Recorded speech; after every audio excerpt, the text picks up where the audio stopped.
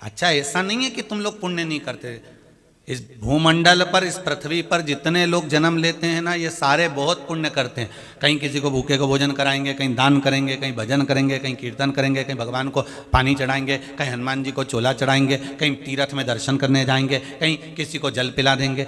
ऐसा नहीं है। जितने लोग इस अरिहंत चैनल के माध्यम से कथा सुन रहे हैं, आस्था चैनल के माध्यम से कथा सुन रहे हैं, फेसबुक यूट्यूब के माध्यम से कथा सुन रहे हैं, और जितने इस पंडाल में बैठकर कथा सुन रहे हैं, या इस ब्रह्मांड में जन्म लेने वाला ऐसा कोई व्यक्ति नहीं जो दान नहीं करता हो, जो पुण्य ना करता हो, जो सत्कर्म ना करता हो, जो भजन ना करता हो, जो कीर्तन ना करता हो, किसी भी रूप में करता है। वो करता जरूर है, मतलब पुण्य तो वो कमाता है, पुण्य कमाई तो करता है।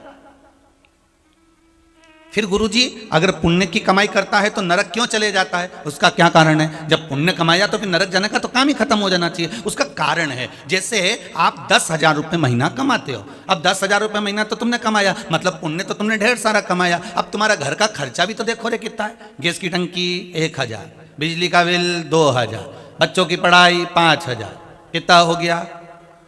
8,000। और मालूम पड़े फिर कोई खर्चा आ गया, तेल साबुन शक्कर, घर का आने अन्य खर्चा आ गया, मालूम पड़े 10,000। और मालूम पड़े घर में मेहमान आ गए, सामान और ज़्यादा लाना पड़ा, 2,000 और खर्च हो गए, ऊपर के खर्च हो गए 12,000। फिर कहीं का कुछ काम आ गया, शादी ब्याह आ गया, वहाँ जाना पड़ गया, 2-3 हज़ार वहाँ खर्च हो गए, 15,000। कमाई थी 10,000 रुपये, 5,000 रुपये एक्स्ट्रा खर्च हो गए, कर्जा बढ़ते चले गया। मतलब तुम्हारी कमाई से ज़्यादा खर्च हो रहा है। उसी तरह तुमने पुण्य तो खूब कमाया, तुमने कहीं भजन करा, पुण्य कमा लिया, तुमने किसी को भोजन कराया, पुण्य कमा लिया, किसी को पानी पिलाया, पुण्य कमा लिया, कथा में बैठ गए, पुण्य कमा लिया, कथा स्मरण कर लिए, पुण्य कमा लिया, शंकर जी के मंदिर पहुंच गए, पुण्य कमा लिया, भजन में पहुंच गए, पुण्य कमा लिया। तुमने पुण्य तो बहुत सारा कमाया, पर तुम्हारा खर्चा भी बहुत सारा है रे। इन नेत्रों से गलत देख लिया, पुण्य खत्म हो गया, गलत बोल दिए, पुण्य खत्म हो गया, गलत जगह चले गए, पुण्य खत्म हो गया, गाली दे दी, पुण्य खत्म हो गया। अब जरा विचार करो, कमाई 10,000 रुपये महीना और खर्चा 15,000 का हो रहा है। तो उसी तरह हम पुण्य तो ढेर सारा कमाते हैं, पर हमारा पाप भी तो कितना होता है। दिन भर में मोबाइल पे कितना झूठ बोलते हो रहे, एक दिन में 15-15 बार झूठ। बैठे हो घर में, केरा की दुकान में बैठा है तो के घर में, कहीं रोड पर चल रहा है तो क्या अभी 5 मिनट में पहुंच रहा हूं, आधे घंटे तक पते ठिकाने नहीं पड़ते। तो पुण्य कितना कमाया और पाप कितना कमाया, वो विचार कर कर देखिए। पुण्य थोड़ा सा है हमारा, पाप बहुत सारा है हमारा। उस पुण्य को हमको बचाना है तो पाप कर्म थोड़ा कम करना पड़ेगा। अर्थात गलत देखना बंद कर दो, गलत सुनना बंद कर दो, गलत बोलना बंद कर दो, और गलत व्यसन बंद कर दो। गलत व्यसन बंद कर दीजिए।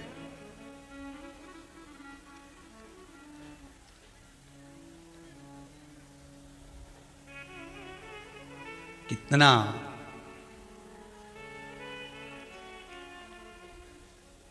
आज के समय में लोग गलत व्यसन में ज्यादा डूब रहे हैं, और इतना गलत व्यसन तो हमने उधर नहीं देखा जितना चल के आए तो इधर रोडों पर जहाँ देखो वहाँ मछली का मांस, कहीं मांस बिक रहा है पूरे क्षेत्र में। और चले जाओ अधिकाधिक महाराष्ट्र क्षेत्र में, जैसा जैसा महाराष्ट्र टच में रहे वैसे उधर और बढ़ते जाओ तो और व्यसन में लोग डूबे हुए। गलत भक्षण, गलत भोजन का त्याग करो।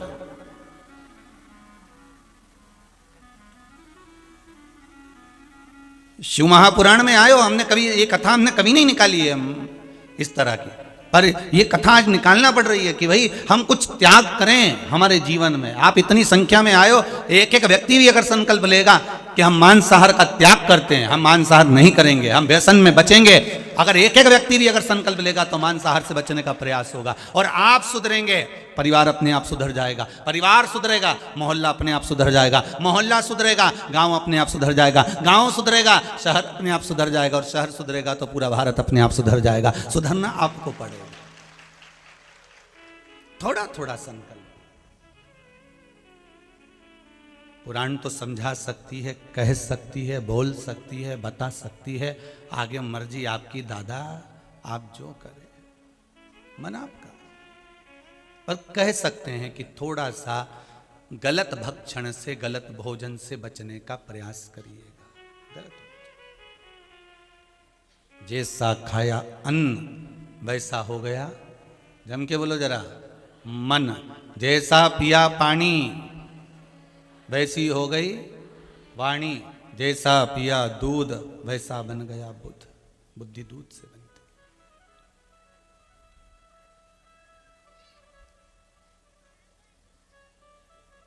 आप भगवान की भक्ति में जिस भाव से डूबे रहेंगे, भगवान के स्मरण में जिस भाव से डूबे रहेंगे, वो भाव आपका शुद्ध हो। मन को, धन को, बुद्धि को, चित्त को अच्छी जगह ले जाओ, श्रेष्ठ जगह।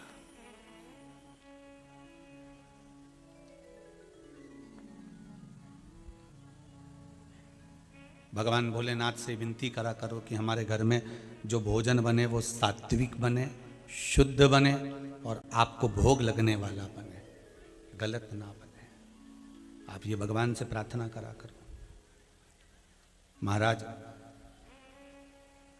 3 नेत्र शंकर भगवान के, 1 नेत्र शिवजी थोड़ा सा खोले थे और पार्वती जी ने 2 नेत्र बंद कर दिए थे। तो तीसरा नेत्र जो खोला गया, उस नेत्र के खोलने पर जो दिखा सब नष्ट हुआ, सब। आज 7वें दिन की कथा है। हम तो कार्यकर्ताओं से भी कहेंगे कि 6 दिन आपने सेवा करा, पर 7वें दिन प्रयास करना कि थोड़ी सी कथा सुन लेना, क्योंकि हमारे शिव महापुराण में लिखा है कि 7वें दिन की कथा कुबेर का भंडार भरने वाली होती है, कोई साधारण नहीं होती है।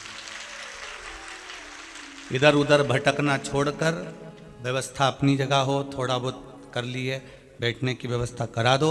उसके बाद में जितनी महिला कार्यकर्ता हो, चाहे बच्चियां हो, चाहे बच्चे हों, चाहे लड़के हों, चाहे लड़कियां हों, प्रयास है कि आखिरी दिन की कथा अपने लिए श्रवण कर लो, जीवन का सार मिल गया। कोई भाग्य से ये शिव पुराण आपके नवे गांव में हो गई, भगवान को कराना थी और 7 दिन हो गए, ये उसकी करुणा से हुई। कोई ना उसमें हमारा कुछ है ना आपका कुछ है, वो तो कहीं परमात्मा का योग संजोग था जो हो गई। उससे वंचित मत रह जाना, बाद में पछतावा होगा कि हम छूट गए, हम तो काम में लगे हुए थे, हम तो ये कर रहे थे, हम तो वो कर रहे थे, पर स्मरण से वंचित। फिर कह रहे हैं स्मरण से वंचित मत रह जाना, बाद में पछतावा होगा। बड़ी मुश्किल से मिलती है सब।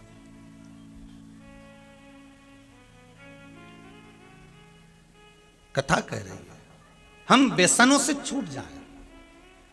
शंकर भगवान ने जो तीसरा नेत्र खोला है, शिव ने जो तीसरा नेत्र खोला, भगवान शंकर ने तीसरा नेत्र जो प्रकट किया है, वो प्रकट करने का केवल एक कारण था कि वो तीसरा नेत्र इसलिए प्रकट करा गया कि जो अंधेरा हो गया था उसमें प्रकाश उत्पन्न हो जाए। पर प्रकाश तो उत्पन्न हो गया, पर दिक्कत ये हो गई कि जो सारा की सारा ब्रह्मांड है वो सब में आग लगने लगी, सब भस्म होने लगा, सब बर्बाद होने लगा। होता है हमारा भी, जब तीसरा नेत्र खुलता है तो हम दूसरे की बुराई जरूर ढूंढ लेते हैं, हम दूसरे में कुछ ना कुछ ऐप जरूर ढूंढ लेते हैं, पर इतना ध्यान रखना कि उसमें नुकसान भी हो रहा है। हमने ऐप तो ढूंढा, बुराई तो ढूंढी, पर दुख ये है कि हमारा भीतर का पुण्य समाप्त होते चले जा रहा है, हमारा पुण्य जा रहा है।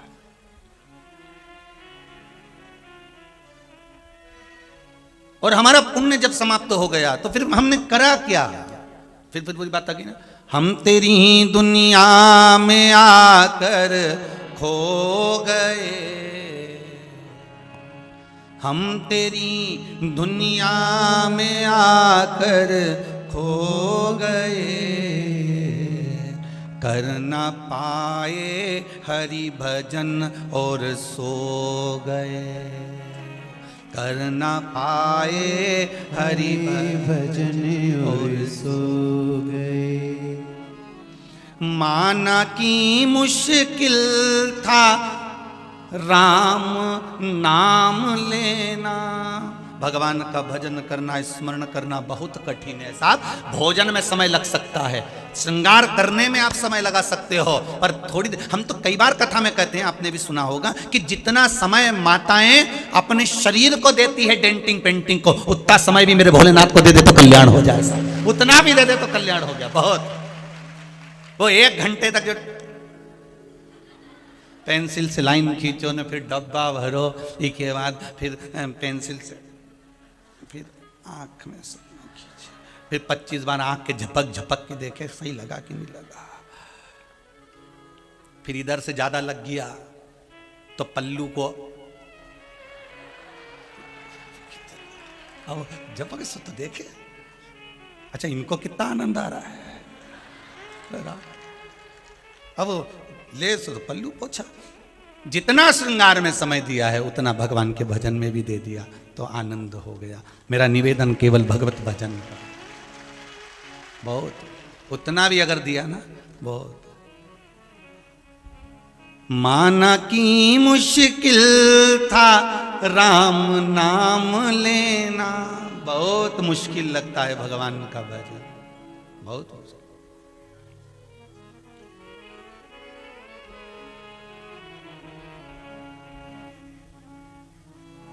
पर तेरी दुनिया में आके फंस गए, कर ना पाए हरि भजन और सो गए। हे भगवान, हम इस संसार सागर में आए थे भगवत भजन करने के लिए, स्मरण करने के लिए। थोड़ा थोड़ा समय, ज्यादा नहीं, बस थोड़ा थोड़ा थोड़ा समय। इस व्यासपीठ से हमने कभी नहीं कहा कि आप घर छोड़ दो, बोला कभी? इस व्यासपीठ से कभी नहीं कहा कि आप संत बन जाओ, आप साधु बन जाओ, आप तपस्वी बन जाओ, आप कहीं के पीठाधीश मठाधीश बन जाओ, कभी नहीं कहा इस व्यासपीठ से।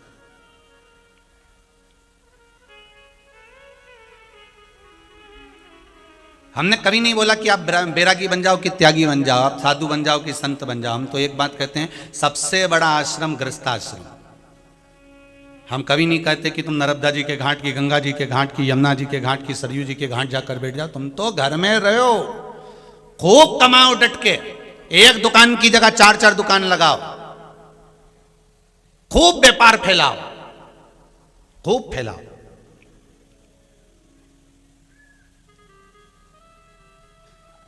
और इतना कमाओ, इतना कमाओ, इतना कमाओ, खूब डपट के कमाओ, मना नहीं, पर परिवार में रहो, खूब कमाई करो, पर उस कमाई का सदुपयोग भी करो और परिवार में रहकर भगवान का भजन भी करो।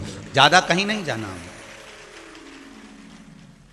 हम तो बाबा भोलेनाथ जी से विनती करेंगे, बाबा जिस पावन नवे गांव की भूमि पर भगवान की कथा हो रही है, जितने लोग कथा श्रवण करने आए हैं, जो जो विश्वास लेकर आए हैं मेरे शंभु, आज कथा का विराम दिवस है।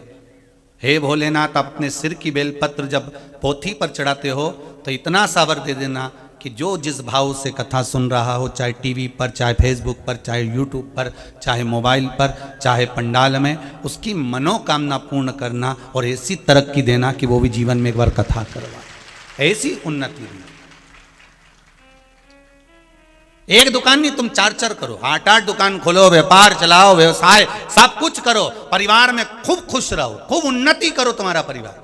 पर उस परिवार में रहकर सबसे बड़ा एक काम करना, कमाई तो कोई भी कर लेता है साहब। भगवान भी कहता है कि तेरा जन्म नहीं हुआ था और माता के स्तनों में दूध दिया है तेरा पेट भरने के लिए, और मरेगा तेरे परिवार वाले अग्नि नहीं देंगे, कफन नहीं देंगे, लकड़ी नहीं देंगे, तो चिंता मत करना, मैं बैठा हूँ।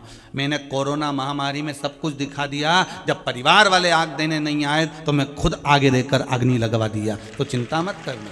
कोई नहीं आया तब मैं आया हूँ,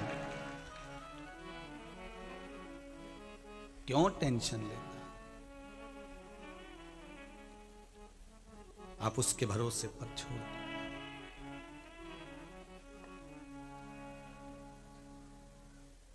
उसके सहारे पर छोड़ दो बस।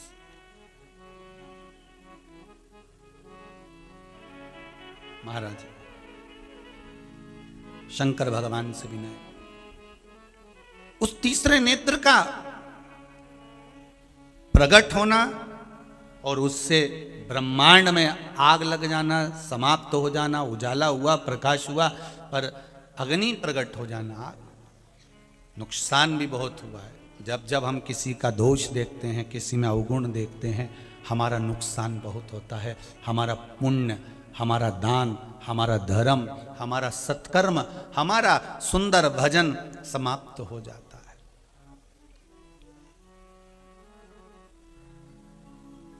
घर में जो 4 बहुएं होती हैं ना, देवरानी जेठानी, इनके तीसरे नेत्र के कारण तो घर में झगड़ा होता है। इनका जो तीसरा नेत्र है ना, 3-4 बहुओं का, ये नेत्र के कारण झगड़ा होता है। मम्मी तुम उसको तो कुछ नहीं बोलती, बस मुझे मुझे बोलती हो।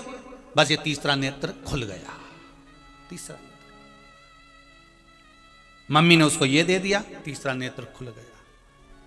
और जीजी ने तो ऐसा कर दिया, तीसरा नेत्र खुल गया। हमने अवगुण देखा, हमने उसमें दोष देखा। और शिव महापुराण की कथा कहती है, गुरु की करनी गुरु भरेगा और चेला की करनी चेला, उड़ जाएगा हंस अकेला। जिसको जो जैसा कर रहा है उसको करने दो, उसके कर्म का दंड वो भोगेगा। आप तो भगवान का भजन करो, आपको क्या करना उससे? आप स्मरण करो, आप राम नाम, कृष्ण नाम, शिव नाम में डूबे रहो, हो जाता है। पार्वती मैया ने स्तुति कर कर शंकर जी से कहा, बाबा आपसे एक निवेदन करूं मैं? हाँ बोलो। बाबा बस इतना निवेदन है मेरा, इतना निवेदन है मेरा। बाबा इस निवेदन को स्वीकार करना। मेरा निवेदन केवल इतना सा है कि अब इस तीसरे नेत्र को बंद कर कर रखना, ठीक है?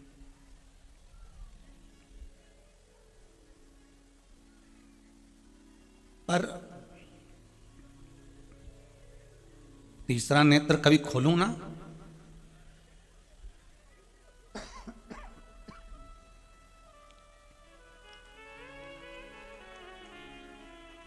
तीसरा नेत्र कभी खोला ना जाए। गला पकड़ रहा है थोड़ा।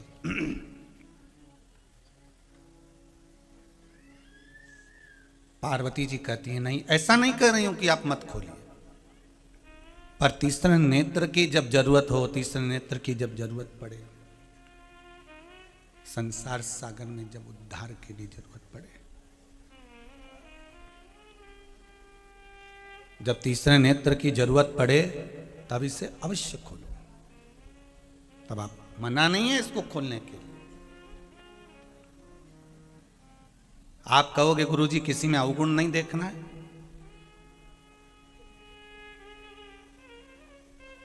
पार्वती जी ने शंकर जी से कहा जब जरूरत पड़े तब तीसरा नेत्र खोलो। बहुत सुंदर बात माता पार्वती जी ने कही है, जरूरत पड़े तब तीसरा नेत्र खोलिए। मतलब अपने भीतर के अवगुणों को निकालना हो तब जाकर ये तीसरा नेत्र खोल लीजिए कि अब मेरे भीतर के अवगुण मुझे निकालना है। मैंने क्या क्या गलत करा है, कितना कपट, कितना छल, कितनी बेईमानी, कितना प्रपंच करा, अपने भीतर के अवगुण को निकालो।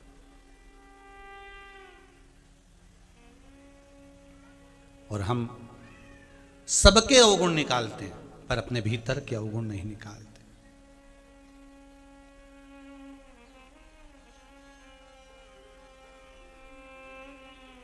पाप करते समय मनुष्य बड़ा प्रसन्न होता है। पाप करते समय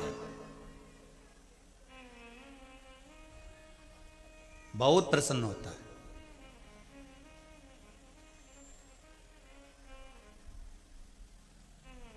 घर में चींटियां हो गई ढेर सारी, पत्नी को आवाज लगाई, जाओ जरा जल्दी से जा, और घासलेट का तेल लेके आ जल्दी से, जा जल्दी से। और पत्नी ने वो पति को लाके दिया, और पति ने वो सारी चींटियों पे तेल डाला, चींटियां तड़प रही, मर गई। और पति कहने लगा, देख ले 1 मिनट में साफ मर गई कि नहीं मर गई। पाप करते समय मनुष्य के चेहरे पर मुस्कुराहट आ जाती है, मुस्कुराहट आ गई।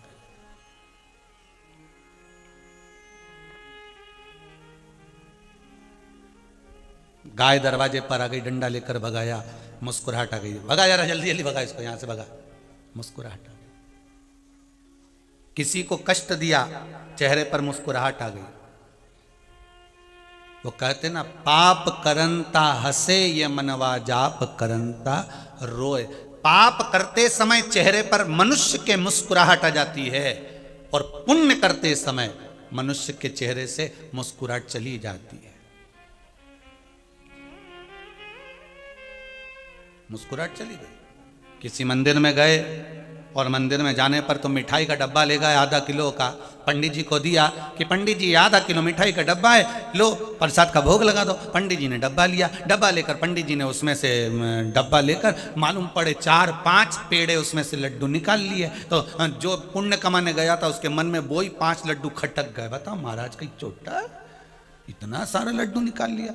बताओ आधा लड्डू में से तो महाराज ने निकाल लिया, महाराज ने इतना लड्डू निकाल लिया, महाराज ने इतना पेड़ा निकाल लिया। तू लेकर किसके लिए गया था? भगवान के लिए। तू लेकर किसके लिए गया था? परमात्मा के लिए। अगर ब्राह्मण चाहता तो वो नहीं देता, पर उसका भाव देखिए कि भगवान को भोग लगाकर 2 लड्डू 4 लड्डू 5 लड्डू निकाल कर उसने तेरे को दे दिया। नहीं तो तू तो भगवान के लिए गया था। समर्पण का भाव होता तो उनको समर्पित कर कर चले जा, पर लेने का भाव ज्यादा है। भंडारे में 1 पीपा तेल दान करते हैं और मन में लेकर बैठते हैं कि कम से कम 5 किलो नुक्ति मेरे घर में अंदर आना चाहिए। हमने 1 पीपा तेल का दिया था, हमारे यहाँ तो नुक्ति नहीं आई। तुमने इतना बड़ा भंडारा करा, नुक्ति हमारे घर पे भेजो, 5 किलो नुक्ति आना चाहिए, 1 पीपा तेल दिया है तो लिख के रखते हैं भेरू सिंह ने 1 पीपा तेल दिया, इसके घर में 2 किलो नुक्ति भेजना है। इन्हें आटा दिया, इसको ये चीज भेजना है। नहीं, शिव महापुराण की कथा तो यहां तक वर्णन करती है कि एक राजा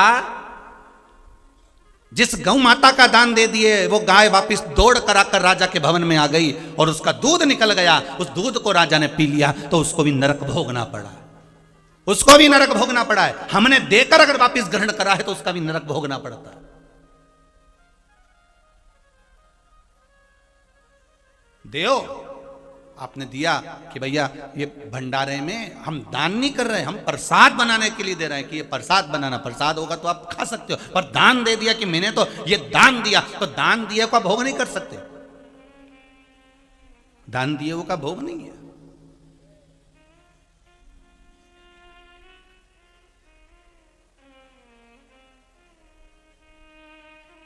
महाराज हमें अपने भीतर का पाप कर्म, हमारे भीतर का पाप कर्म, हमारे भीतर का दोष, हमारे भीतर की जो दोष हैं, हमें उसको ये तीसरे नेत्र के द्वारा प्रकट करना है कि हमारे भीतर ये दोष है। और भगवान से कहना अभी कि माना के मैं पतित बहुत हूं। हे बाबा, माना कि मैं पतित हूं, पर पतित पावन तेरो नाम भोले त्रिपुरारी। हे शंभु, हम पतित हैं पर पतित पावन तेरा नाम है, पतित पावन तेरा नाम है। उसके बल पर हम जानते हैं कि हम पतित होने के बाद भी तू हमको पावन कर सकता है। हम पतितों को पावन करना तेरा काम।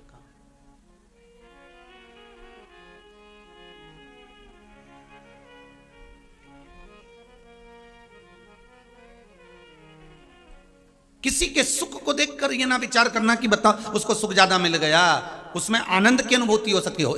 राम जी महाराज जब वन में जा रहे थे, राम जी जब वन में जाते जाते राम जी महाराज जब वन में से निकल कर जा रहे थे तो एक ऋषि के दरवाजे पर बहुत सारे ऋषि बैठे हुए थे। किसी ने आकर कह दिया राम जी आ रहे हैं, और सारे ऋषियों तो दौड़ कर गए और दौड़ कर जाकर इतने बड़े बड़े पत्थर उठा उठाकर ऋषियों ने अपने अपने दरवाजे पर रख दिए, रोड पर रख दिए। तो गुरु जी वहां से निकल कर जा रहे थे। गुरु जी ने पूछा क्यों रे, ये इतने बड़े बड़े पत्थर सबने अपने अपने दरवाजे पे क्यों रखे?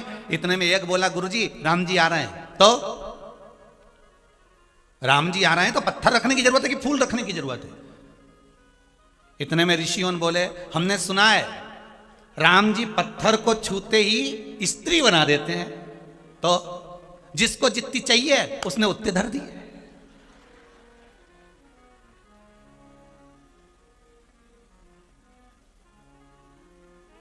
इतने में गुरु जी बोले राम जी आ तो रहे हैं पर रोते रोते आ रहे हैं। तो ऋषियों ने पूछा वो काय के लिए रो रहे हैं? उनकी पत्नी कहीं खो गई इसलिए रो रहे हैं। सारे ऋषियों ने पत्थर उठा उठा के घर के पीछे फेंक दिए। एक भी नहीं चाहिए दादा, एक के चक्कर में जब परमात्मा को रोना पड़ रहा है तो यहां तो अपने 15-15 धर दिए। उठाओ वापिस पीछे फेंको, वापिस पीछे। एक के चक्कर में जब भगवान को रोना पड़ रहा है तो हमने तो 15 पत्थर धरे हैं, हमने 15 शिलाएं रखी है, उठा उठा कर सब ने पीछे फेंकना चालू कर दिए, हमें नहीं चाहिए। गुरु ने कहा किसी के सुख को देखकर यह मत सोचना कि वो सुखी है, उसके भीतर का दुख वही जान सकता है, वो भीतर का दुख वही जान सकता है। कई लोग संसार में ऐसे भी हैं साहब, संसार की कहें अपने आसपास में भी आप देखोगे ना तो आपको मिल जाएंगे, उनके चेहरे पर तो बड़ी प्रसन्नता रहती है, रोज कंगा भी कर लेते हैं, अच्छे कपड़े भी पहन लेते हैं, भोजन भी कर लेते हैं, पर भीतर से कितना दुख है ये वही जान सकता है, कितना रोता है अंदर से ये वही जान सकता है, उसको क्या गम है, उसको क्या दुख है ये वही जान सकता है, कोई दूसरा नहीं।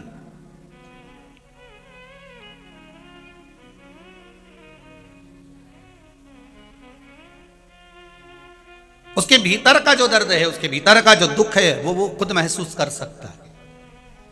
इसीलिए तो भगवान देवाधिदेव महादेव की शरण में जाकर वो अपने दुखड़ों को कह देता है, अपने दुखड़ों को प्रस्तुत कर देता है, अपने दुखड़ों को भगवान के सामने ले जाकर रख देता है कि मेरे जीवन का ये दुख है बाबा और इसको समाप्त कर देना, मेरे जीवन का ये दुख है बाबा, मैं आपके चरणों में आकर कह सकता हूँ। ये शंभु देने में कभी कमी नहीं रखता। आप विश्वास रखकर, भरोसा रखकर भगवान से जो कहना चाहते हो, फिर कहूंगा जो शंकर का मंदिर एकांत में हो, जिस शिवलिंग कर पास में कोई ना जाए वहां तुम पहुंच जाओ और उसकी आराधना में लग जाओ। जल नहीं चढ़ा सकते, बेलपत्र नहीं चढ़ा सकते, धतूरा नहीं चढ़ा सकते, चावल नहीं चढ़ा सकते, पुष्प नहीं चढ़ा सकते, तो शंकर के मंदिर में जाकर झाड़ू और पोछा लगाना प्रारंभ कर दो, वो कल्याण कर देगा उतने में भी। शिव मंदिर में जाकर झाड़ू और पोछा करना प्रारंभ कर दो, वो कल्याण कर देगा। आप मत कुछ चढ़ाओ, आप तो उसकी सेवा में लग जाओ बस। शिव महापुराण में सेवा को पूजन कहा गया और पूजा को सेवा कहा गया, बहुत ध्यान देना। आप झाड़ू भी लगा रहे हो तो ये पूजा ही है शंकर जी की, आप शिव जी के मंदिर में पोछा भी लगा रहे हो तो ये शिव जी की पूजा ही है। आप निर्माल्य पड़ा हुआ है, भगवान पे से उतरा हुआ कोई सामान पड़ा हुआ है, माला पड़ी, पुष्प पड़ा, बेलपत्र पड़ी, उसको उठाकर कहीं ठंडा कर आए हो, ये भगवान की पूजा ही है। मंदिर को साफ कर दिया, ये पूजन ही है, इससे बढ़कर कोई सुख नहीं।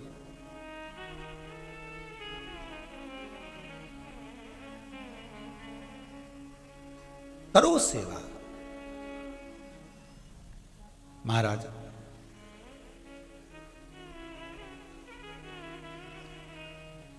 महिषासुर की कथा तो आप लोगों ने टीवी के माध्यम से कई बार सुनी है। महिषासुर का बेटा था गजासुर। आपको पहले भी महिषासुर की कथा कई बार टीवी के माध्यम से सुनी कि धनु राजा के पुत्र रंभ और करम्ब तप करने गए थे। करम्ब को मगर ने खा लिया था, फिर रंभ ने तप करा, ब्रह्मा जी से वर प्राप्त करा कि मुझे वर दीजिए, मेरे घर में संतान नहीं है, संतान हो जाए। ब्रह्मा जी ने वर दे दिया, तप करके उठेगा, उठकर तू जिसको प्रेम से देख लेगा उसी से तेरी संतान होगी।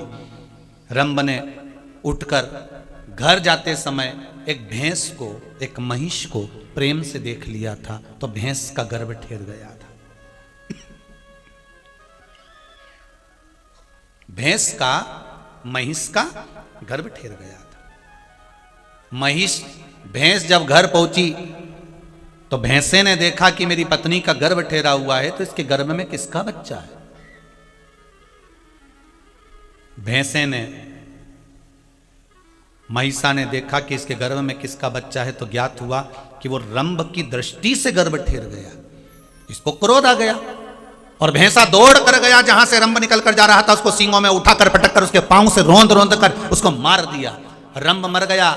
नगर के लोगों ने उसका अंतिम संस्कार करा, चिता पर लेटाया, आगी देना चालू करी, अग्नि लगी। इतने में भैंस को लगा, महिष को लगा कि मेरे गर्भ में जो बच्चा है वो रंभ का है, तो मैं इसकी पत्नी हो गई और ये मेरा पुत्र है। क्यों ना, अगर मैं इसकी पत्नी हो गई तो पति के साथ सती हो जाती हूं।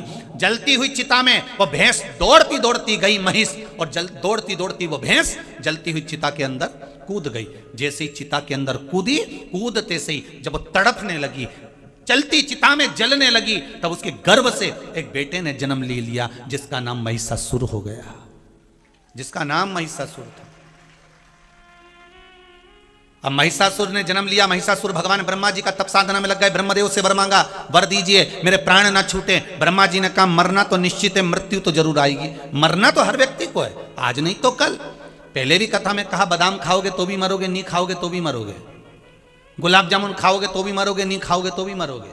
तो मरना तो निश्चित है। कथा सुनोगे तो भी मरोगे, कथा नहीं सुनोगे, अरे बोलो तो भी मरोगे। मरना तो निश्चित है, बस अंतर एक है, कथा सुनकर मरोगे तो संसार में फिर जन्म नहीं लोगे, और कथा नहीं सुनकर मरे तो बार बार 84 लाख योनियां काटना ही पड़ेगा, फिर जन्म फिर मृत्यु। बिल्ली अपने मुख से चूहे को पकड़ती है, लहूलुहान कर देती है, मार डालती है। बिल्ली अपने मुख से अपने बच्चे को पकड़ती है, बचाकर साथ घर ले जाती है। कथा बिल्ली का वो मुख है जो अपने बच्चे को पकड़ता है। ध्यान देना, कथा सुनोगे तो भी मरोगे, नहीं सुनोगे तो भी मरोगे। सुनकर मरे तो चूहे जैसे नहीं मरोगे, बिल्ली के बच्चे जैसे निकलकर वैकुंठ चले जाओगे, और नहीं सुने तो चूहे जैसे गए। नरकों का भोग भोगना है, भोगना है।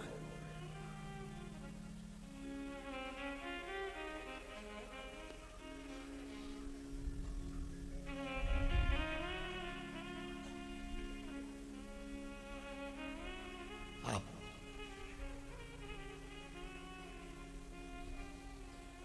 महिषासुर ने कहा मुझे वर दो, मैं मरूंगा। मरना तो पड़ेगा, निश्चित है। आप लोगों से भी निवेदन है, कभी ये मत सोचना कि अपन मरेंगे ही नहीं, हो मरना निश्चित है।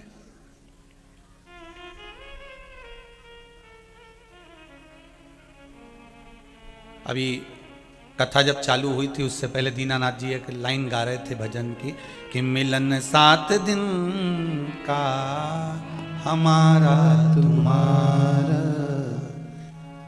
रही जिंदगी तो मिलेंगे दोबारा, मिलन 7 दिन का। महाराज ये जीवन है मनुष्य का, मानव का शरीर। जाना सभी को है, सबको जाना है, पर आशा ऐसी लगा कर बैठे हैं कि अब हमको नहीं जाना। वो तो अच्छा है, यमराज से किसी की रिश्तेदारी नहीं है, नहीं तो मालूम पड़े 2-4 पेटी माल दे देते और कह देते पड़ोसन को उठा के ले जा। आया तो तुझे लेने और माल दे दिया और कहा पड़ोसन को ले जा हमारे को छोड़ दे, हमको छोड़ दे, जा उसको ले जा। अरे भाई फिर वही बात आ गई, सज धज के जिस दिन मौत की शहजादी आएगी, ना सोना काम आएगा ना चांदी, ना सोना काम आएगा ना चांदी आएगी। ये किसी काम करनी, सब पड़ा रह जाएगा। तुम्हारी कितनी भी जान पहचान हो, कितनी भी तुम्हारी किसी से पहचान हो, सब पड़ा की पड़ा रह जाएगा, वो किसी काम करनी रहेगा, सब पड़ा, उसकी कोई महत्वता नहीं रहेगी। अचार की बरनी में अचार भरा की भरा रह जाएगा, फ्रिज के ऊपर रोटी का डब्बा धरा की धरा रह जाएगा, फ्रिज में सेव फल और पपीता पड़ा की पड़ा रह जाएगा, अलमारी में एक से बढ़कर एक साड़ियां जमी की जमी रह जाएगी। इसीलिए शिव पुराण की कथा होती है कि अच्छी अच्छी पहन लो, इसके बाद क्या ठिकाना, क्या भरोसा, सब पड़ा की पड़ा रह जाएगा। महाराज मेरे प्राण ना छूटे, महिषासुर कह रहा है। ब्रह्मा जी ने कहा मरना तो निश्चित है, और कोई वर मांग लो, तो वर दीजिए। अगर मरूं तो स्त्री के हाथ से मरूं, क्योंकि महिषासुर को यह मालूम था कि कोई महिला में, कोई स्त्री में ये बल नहीं हो सकता जो मुझे मार दे, ये किसी की सामर्थ्यता नहीं हो सकती। स्त्री के हाथ से मरूं मैं, तथास्तु कह दिया, तथास्तु। और महिषासुर क्रोधित हुआ, आनंदित होकर उसने पूरे सृष्टि से मंदिर, देवालय, तीर्थ, व्रत सब समाप्त करवा दिए। देवताओं में हलचल मच गई, सारे देवताओं ने पुकारना चालू करा देव अधिदेव महादेव को। शंकर भगवान ने पूछा क्या हुआ, तो भगवान 33 कोटि देवता कहते हैं प्रभु बस केवल एक काम हुआ है कि महिषासुर का संहार करना है, ये वो राक्षस है जो स्त्री के हाथ से मरेगा। तो भगवान शंकर ने कहा इसको मारना ही था तो भगवान विष्णु से चले जाते, विष्णु भगवान के पास में। हम भगवान विष्णु के यहां भी गए तो भगवान विष्णु को भी लेकर आए, हम भगवान विष्णु को भी लेकर आए। कहां है भगवान नारायण? भगवान नारायण को जो देखा और भगवान नारायण को देखकर आज भगवान शंकर ने हाथ जोड़कर निवेदन करा प्रभु आप यहां आप आए हो, कैसे आना हुआ नाथ, आप कैसे पधारे हो, कैसे आना हुआ प्रभु? भगवान नारायण ने कहा भोलेनाथ इस महिषासुर के कारण मुझे आपके पास में आना पड़ा, ये महिषासुर को मारना है। तो शंकर भगवान ने कहा इसको वर मिला है कि स्त्री के हाथ से मरेगा, नारी के हाथ से, महिला के हाथ से मरेगा। ओ तो फिर भगवान शंकर जी ने कहा लक्ष्मी जी से कह देते वो मार देती इसको। भगवान नारायण बोले लक्ष्मी में वो सामर्थ्यता नहीं है कि वो महिषासुर को मार दे। कारण क्या है? नारी का अगर सात्वित्व प्रबल है और उसके सात्वित्व की प्रबलता है तो वो मार सकती है। तो लक्ष्मी जी ने ऐसा क्या कर दिया कि वो महिषासुर को नहीं मार सकती? भगवान विष्णु ने कहा एक बार लक्ष्मी श्रृंगार कर रही थी और माता लक्ष्मी